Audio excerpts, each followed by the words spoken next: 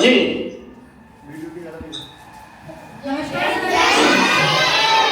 नमस्ते नमस्ते।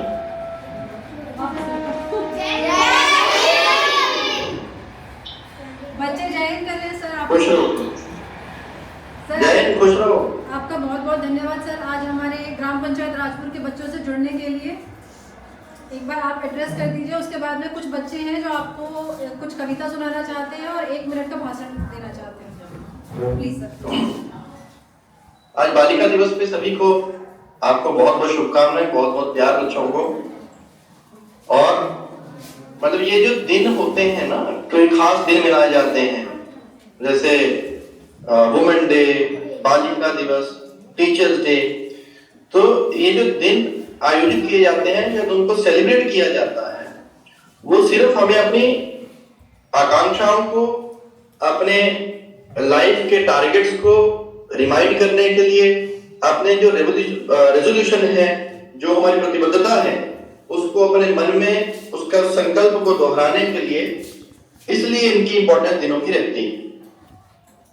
क्योंकि आज की डेट में आपके पास तमाम ऐसे उदाहरण हैं हर क्षेत्र में, चाहे वो प्रशासनिक विभाग हो, पुलिस विभाग हो, चाहे वो राजनीति हो। आज हमारे देश के राष्ट्रपति जो हैं वो एक महिला है। तो इस तरह से तमाम ऐसे उदाहरण हैं जहां पर महिलाओं के द्वारा बहुत अच्छी बड़ी अचीवमेंट्स, जो सिग्निफिकेंट अचीवमेंट्स वो की गई हैं। हमारे खेलों के एरिया में, साइंस के एरिया में, हर जगह पे सबका बहुत मेजर और इम्पोर्टेंट कंट्रीब्यूशन रहा है।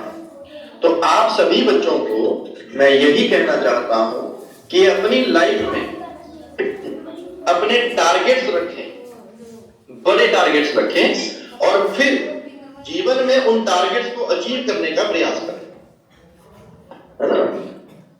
यही जीवन का आपका लक्ष्य जो है निर्धारित करके उसके बाद में अपनी पूरी जी जान लगाइए उसको अचीव करने के लिए। और कभी भी अपने आप को कमजोर मत समझिए, कभी अपने आप को डिसएडवांटेज मत समझिए। हमेशा अपने आप को मजबूत समझते हुए अपनी चीजों को मजबूती से रखिए और अपने टारगेट्स को, अपने लक्ष्य को मजबूती से अचीव करने के लिए प्रयास करते रहिए। अब किसी को कुछ कहना हो तो बताएं। Thank you sir. हमारे बाल सभा की हमारी बाल प्रधान है सपना खड़ी हो जाओ। ये हमारी बाल प्रधान है सर, जो सारे बच्चों की लीडर है और काफी बेहतर काम कर रही है। कुछ बच्चे हैं जो आपसे कुछ कहना चाहेंगे। सबसे पहले आशीष आप आ जाओ, आप अपनी कविता जल्दी से सुना दो क्योंकि सर के पास टाइम नहीं है। जोर से। धन्य है वह माता जिसने ऐसा दूध पिलाया था, धन्य है वह माता जिसने ऐसा दूध पिलाया था। जिस उम्र में तुम करते हो हसीनाओं से दिल लगी, अरे जिस उम्र में तुम करते हो हसीनाओं से दिल लगी, उसने वतन से दिल लगाया था। अरे मौत का नाम सुनकर तुम्हारे रोंगटे खड़े हो जाते हैं, अरे मौत का नाम सुनकर तुम्हारे रोंगटे खड़े हो जाते हैं। वो तो मौत को देखकर भी मुस्कुराया था।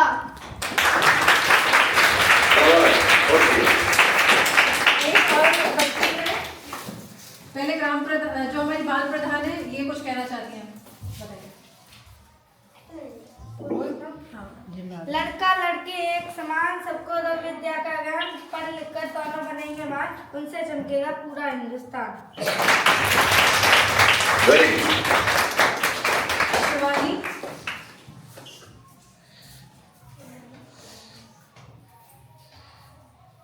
अब तो ये तिरंगा झंडा भी हमसे पूछने लगा है, अब तो ये तिरंगा झंडा भी हमसे पूछने लगा है क्या बात है भारत। आजकल मैं लहराने की जगह पे मैं दफनाने की मार रहा हूँ। महोदय, एक बूढ़ी माँ अपने बेटे के चितड़ों को देखकर बोली, साहब आप तो धरती में 1 इंच भी कम नहीं लेते, मैं आधा शरीर कैसे कम ले लूं। इन आतंकियों के आग के बदलों के कारण घर के आंगन की तुलसी रोती है। इन शहीद हुए वे जवानों की वेदना चीख चीख कर ये कहती है कि प्यार भरपूर गया, मांग का सिंदूर गया, नन्हे नन्हे हालों की लंगोटियां चली गई, छोटी छोटी बेटियों की चोटियां चली गई। आपके लिए तो एक आदमी मरा है साहब, मेरे घर की तो रोटियां ही चली गई।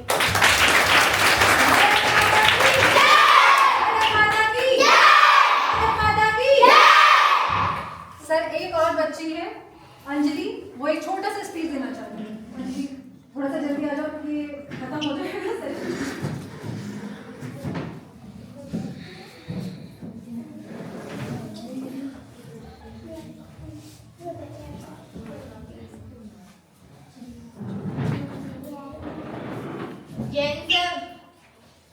जोर से। ये सर मैं एक टॉपिक पे करना चाहूंगी, जैसे लड़की लड़कों पे भेद क्यों किया जाता है, और इसके बारे में कुछ मैं भी बोलना चाहूंगी कि आपको जैसे क्यों करते हैं, किस लिए करते हैं। इसके लिए जब बेटी पैदा होती है तो उससे बोलते हैं कि जन्म लेने से उससे पहले मार दिया जाता था, कि सोचते हैं कि हमें इसका खर्चा उठाना पड़ेगा और इसकी भी आगे जाके शादी करनी पड़ेगी। तो इस सोच से लोग अपनी बेटियों को बचपन में ही मार देते, लेकिन अब ऐसा नहीं है, क्योंकि अब हर कोई शिक्षित होना चाहता है, और शिक्षित होंगे तो आगे आके देश भी बढ़ेगा। और लड़के खासकर बोलते हैं कि लड़कियां लड़कों से कम है, लेकिन अब ऐसा नहीं, लड़कियां भी अब सब कुछ कर सकती हैं। अगर लड़कियां चाहें तो सब हो सके, तो अपने हिसाब से सब कुछ करेंगे। खास करके हमें अपने माता पिता को भी शिक्षित होना चाहिए, क्योंकि कुछ लोग ऐसे होते हैं कि उनकी जो माइंड होता है, उनकी सोच भी गलत होती है। बोलते हैं कि कुछ नहीं कर पाएगी, आगे जाके कड़ी संभालना पड़ेगा, लेकिन ऐसा नहीं है। वो भी आगे पढ़ के कुछ अच्छा भी कर सकती है। वो बोलते हैं लड़का पढ़ जाएगा तो आगे हमारे आगे जाके अपने परिवार का नाम रोशन करेगा, लेकिन लड़की अगर पढ़ जाएगी तो दो परिवारों का नाम रोशन करेगी। तो सर मैं ये कहना चाहूंगी फिर कि लड़कियों को अच्छे से ज्यादातर पढ़ाना चाहिए।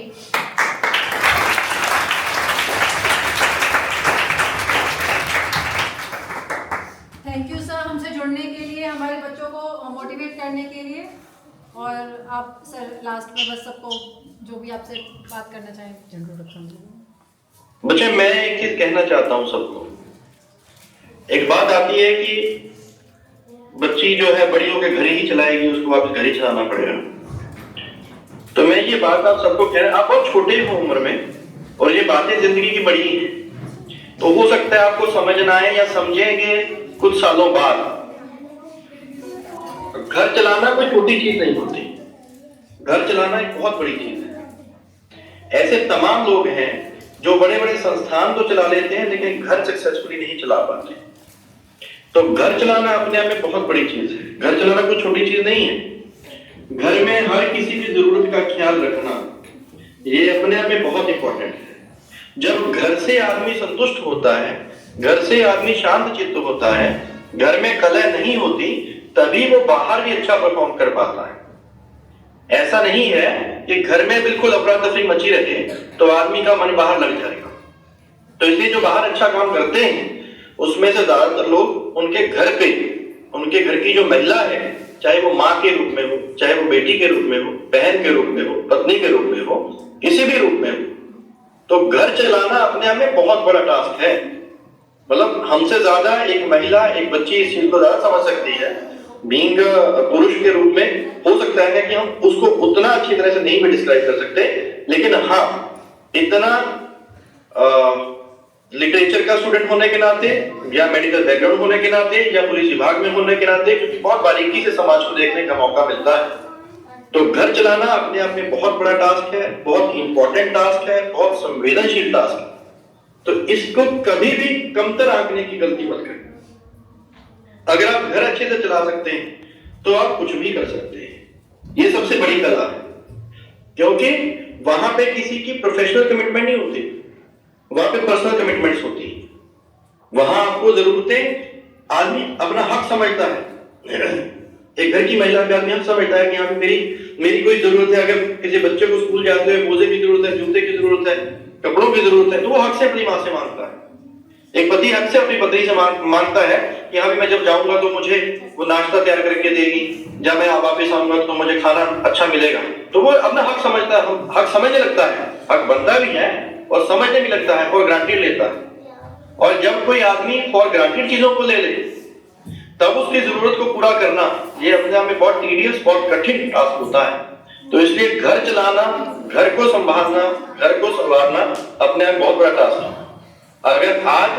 अगर अपना व्यक्तिगत उदाहरण दूं, अगर हम आज दो भाई अच्छे किसी पद पे हैं, प्रतिष्ठित पद पे हैं, तो इसमें हमारी माँ का बहुत बड़ा योगदान है। उनकी वजह से ही हम यहाँ पे बैठे हैं।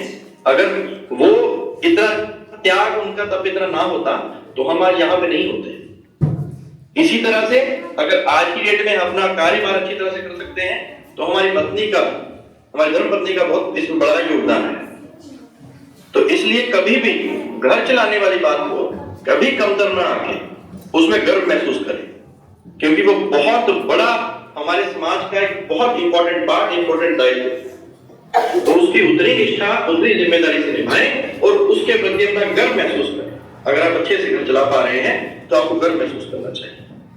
आप सभी को मेरी पुनः बहुत बहुत शुभकामनाएं। खुश रहें, तरक्की करें, आगे बढ़ें, देश का, अपने परिवार का, समाज का, अपने एरिया का नाम रोशन करें। बहुत बहुत धन्यवाद।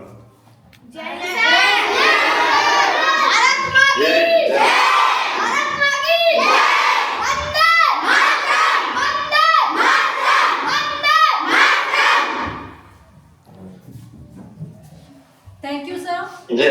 आप हम सबसे जुड़े और धन्यवाद। इतना अच्छा मार्गदर्शन दिया है हमारे बच्चों का, और मैं सबकी तरफ से आपको बहुत बहुत धन्यवाद करती हूँ। और मैं आपके घर की, आपकी माता, आपकी धर्मपत्नी को भी आज के दिन की बहुत बहुत शुभकामनाएं देती हूँ सर। Thank you sir. धन्यवाद।